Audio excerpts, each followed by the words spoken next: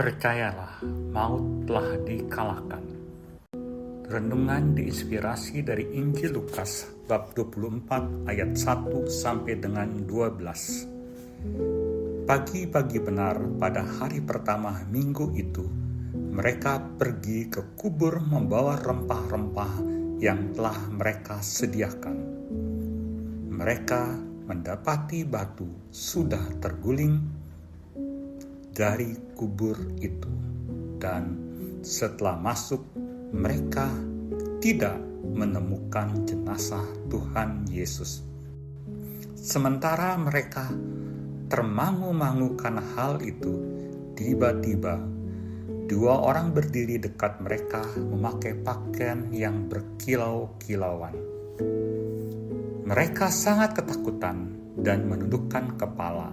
Lalu kedua orang itu berkata kepada mereka, "Mengapa kamu mencari Dia yang hidup di antara orang mati? Ia tidak ada di sini. Ia telah bangkit. Ingatlah apa yang dikatakannya kepada kamu ketika Ia masih di Galilea, yaitu bahwa Anak Manusia harus diserahkan ke tangan orang-orang berdosa dan disalibkan, dan bangkit pada hari yang ketiga." Teringatlah mereka akan perkataan Yesus itu. Setelah mereka kembali dari kubur, mereka menceritakan semuanya itu kepada ke-11 rasul dan kepada semua saudara yang lain. Perempuan-perempuan itu ialah Maria dari Magdala, Yohana, Maria ibu Yakobus, dan perempuan lain yang bersama mereka. Mereka yang memberitahukan kepada rasul-rasul. Namun bagi mereka perkataan itu seakan-akan omong kosong, dan mereka tidak percaya kepada perempuan-perempuan itu. Sungguh pun demikian, Petrus bangun lalu berlari ke kubur itu. Ketika ia menjenguk ke dalam, ia melihat hanya kain kafan saja. Lalu ia pergi dan bertanya dalam hatinya, apa yang kiranya telah terjadi.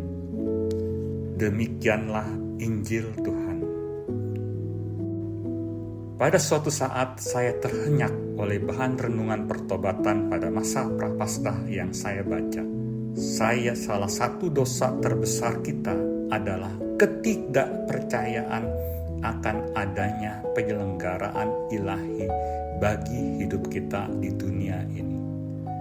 Dengan permenungan, saya menyadari sepenuhnya bahwa kerapuhan saya dalam banyak persoalan kehidupan adalah terlalu mengandalkan kemampuan diri sendiri dan melupakan bahwa ada bimbingan Tuhan dalam menghadapi segala perkara.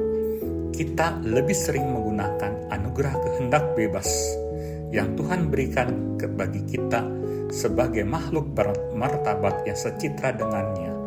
Tetapi bukan berarti kita bebas memilih untuk menjauh dari Tuhan. Akulah pokok anggur dan kamulah ranting-rantingnya.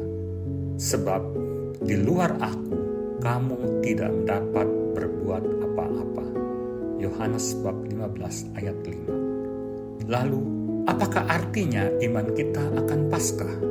Kalau saja dalam keseharian kita masih melupakan kisah kubur kosong. Tuhan telah menang atas dosa-dosa kita, dan Ia telah bangkit dengan jaya untuk tetap setia mendampingi kehidupan kita, menemani kita di saat ada masalah, memberi bimbingan kepada kita untuk bekerja sama dengannya, dan berjalan bersama menuju kehidupan kekal.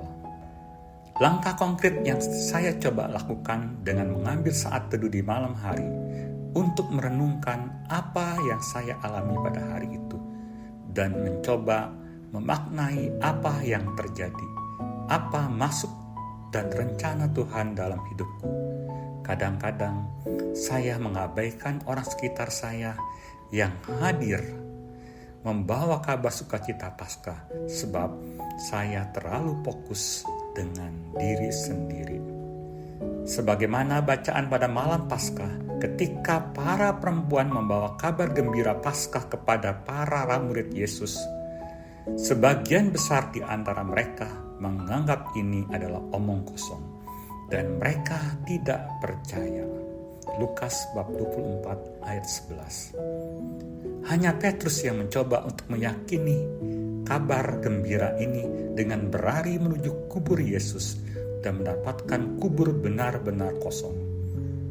Apakah Petrus langsung percaya akan kebangkitan Tuhan di dalam hatinya?